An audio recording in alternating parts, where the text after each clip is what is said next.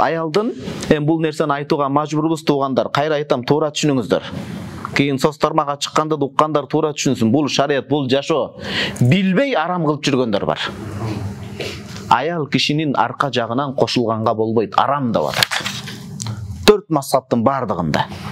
Bir gana ki bir alımlardan ушундай söz айтылынган дейт, ал кишиге жалган айтышкан дин душмандары. Демек, исламда алымдардын бардыгы бир ооздон ал нерсе арам деп этип аргаланат. Бирөө жарым мана Википедиядан чыгып, Google'дан чыгарып, мына деп жүрбөсүн. Бул арам, чоң күнөө болот. Далили Кур'ан-ы Керимде Аллах Таала адеп кагаз короп туруп айткан: "Нисаукум харсул лакум фату харсакум анна ши'тум."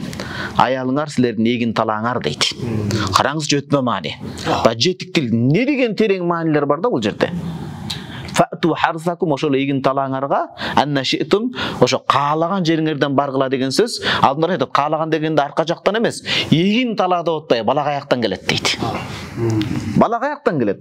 Мисалы эле сиз эгинди алып барып туруп, жерге эмес башка жакка эгип койсоңуз чыкпайт да, анын эгиле турган орду бар. Ошондой эле бала келген жай астынан деп атат да бул жерде. Түшүнүктүбү?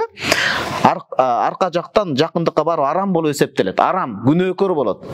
Анан жанагындай батышчылардын туура эмес чыгарган арам нерселерин көрүп алып, ошол нерсени болбосо сага талак берем, мындай кыл деген туура эмес нерсе. Адам каниет кылып, адал менен адалга шүгүр кылса, адалда ырахатын кандыра алат. Арамга сөзсүз барыш шарт эмес. Тыйыш керек, андай нерселерден тыйылыш керек болот. Кудай сактасын. Биздин мектепте окуган 3-4 класстагы балдар ошондой уят нерселерди көрүп калып атат азыр. Айылда жанагындай мурда рекетчилик кылып акча салат эле, азыр эми чоңдор бош болуп калат экен да, боштук бул шайтандын шапалак экен да, жаш балдар ошону көрүп, жаш кыздар көрүп, намыстын жоктугу уят кетип бара жатат да, Кудай сактасын. Ошон үчүн бул даават менен сабактар токтолбош керек, мугалимдердин урмат токтолбош керек. Жана аял кишинин алды жагына да жакындык кылынбайт, халатал хайт, этек кирген учурда. Менструация айыз келет го, айыз келген учурда кошулуш арам болот. Куранда ачык аят бар. Аял киши этек кири келип турган учурда кошулганга жакындыкка болбойт дейт.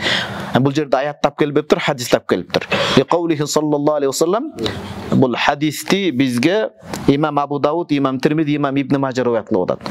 Көңүл буруңуз. Мен ата хайдан, этек кир өзүнүн аялы болбосо. Ушул жерден бир пайда чыгарабыз да. Хадис көтүүдөн алдын. Өзүңүздүн ак никели жубайыңыз болуп туруп, ушул белгилүү учурларда жакындыкка барганга болбойт дедик. Төрөткан бүтмөйүнчө, этеккир бүтмөйүнчө. Демек, аял 100% сиздин мүлкүңүз эмес, убактылуу Кудайым аманатка берген кадыр бактуу зат деген сөз. Бардыгыбыз Кудайдын мүлкүбүз.